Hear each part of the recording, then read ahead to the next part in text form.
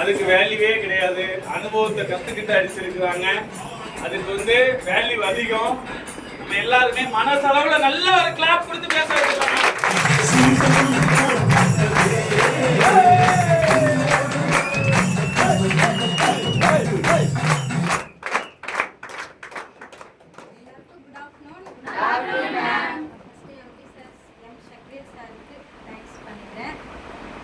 என்னோட குரு சொல்லலாம் எங்களோட கம்பெனி பிரான்ச் மேனேஜர் பி சோமதயன்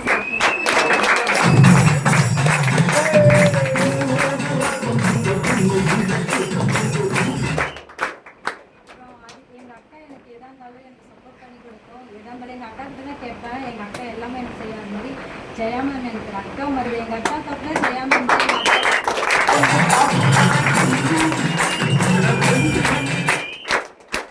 என்னோட லீடர் அவங்கள நான் சார்னு சொல்ல விரும்பல. எனக்கு ஒரு அண்ணன் மாதிரி தான். ஆரோக்கிய சசிகுமார் சார்.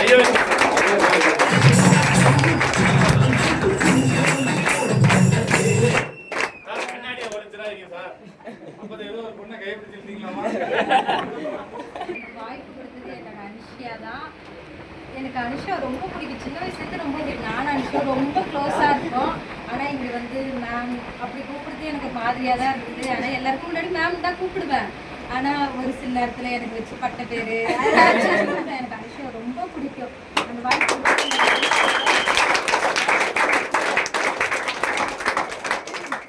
ட்ரெயினப் பண்ண எங்கள் நித்தி சார், பாலாக்கா,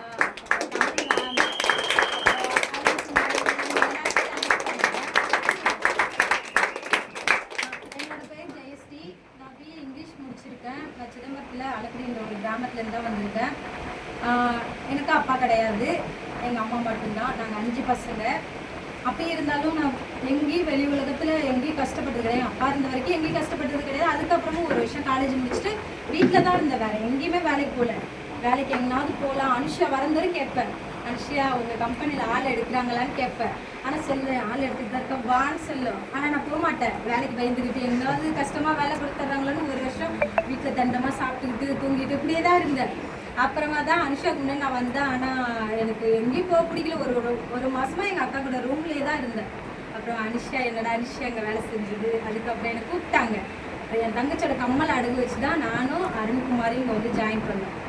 அவங்க அத்தை பையன் சொன்னால் ஏன் இது மாதிரி பணம் கட்டி நீ எங்கள் வேலைக்கு போகிற அது மாதிரி வேலை பார்க்கணும், வேற எங்கேயாவது வேலைக்கு போகணுன்னு சொன்னான். நான் அப்படியும் கேட்கல. அது மீறி நான் அங்கே வந்தேன். அதுக்கப்புறம் இங்கே நல்லா சம்பாதிச்சுட்டு அவங்ககிட்டையும் நான் சொல்லணும், இங்கே தாண்டா நான் வேலை பார்த்தேன், நல்லா சம்பாதிச்சிட்டேன்.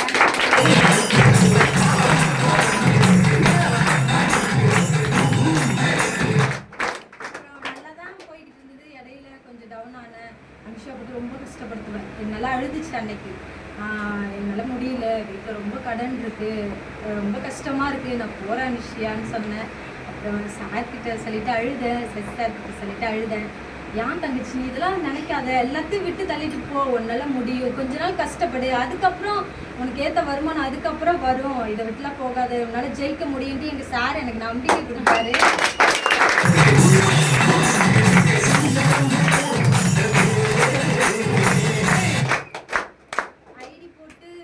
அடிக்கிறது யார் வேணாலும் அடிக்கலாம். ஆனால் எனக்கு கடின உழைப்பால் நானும் ஜெயித்தேன். எனக்கு அதிகமாக எனக்கு சப்போர்ட் பண்ணது என்னோட அனுஷியாவும் என் கூட இருந்து என் டீம் மெம்பர்ஸ் தான் எனக்கு சப்போர்ட் பண்ணிட்டு.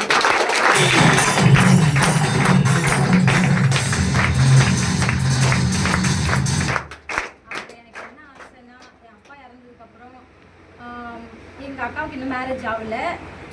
எங்கள் அக்காவுக்கு எல்லோரும் சொல்லணும், இந்த 5 பொண்ணுங்களாக இருந்தாலும் யாருக்கிட்டையும் ஒருத்தங்கிட்ட கூட ₹1 கை நீட்டி காசு வாங்கலை, இதுங்க உழைப்பை வச்சு இது முன்னேறி இருந்து பாருன்னு சொல்லணும்.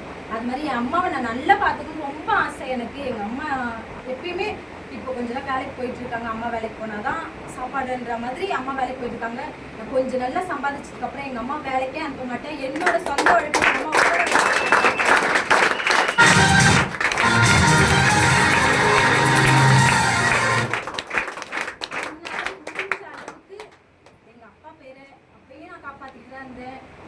என்னால் முடிஞ்ச அளவுக்கு இந்த ஃபியூச்சர் இந்தியா கம்பெனியில் நான் நல்லா சம்பாதிச்சுட்டு என் உழைப்பில் எங்கள் அக்காவுக்கு நிறைய செஞ்சு பார்க்கணுன்னு எனக்கு ரொம்ப ஆசை இருக்குது.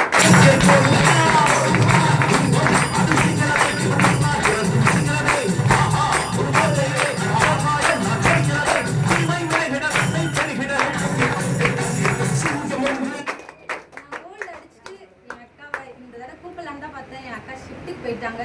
அடுத்தது கோல்டு அடிச்சுட்டு என் அவங்க வர விட்டாங்க.